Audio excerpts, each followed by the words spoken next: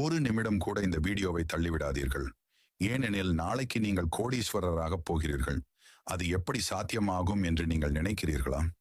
முருகனை ஒரு முறை தரிசிக்கிறீர்கள் என்றால் அவருடைய அருள் உங்கள் வாழ்க்கையில் வெற்றியும் செல்வமும் மகிழ்ச்சியும் கொண்டு வரும்.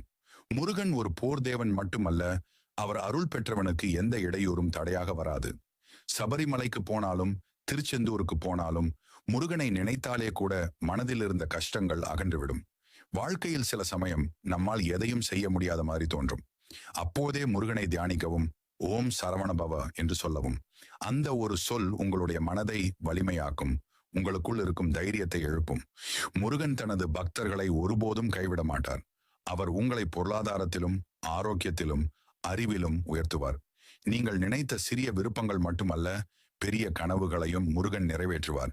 நாளை உங்களுக்கு நல்ல வேலை கிடைக்குமா? வியாபாரம் வெற்றி பெறுமா? குடும்பத்தில்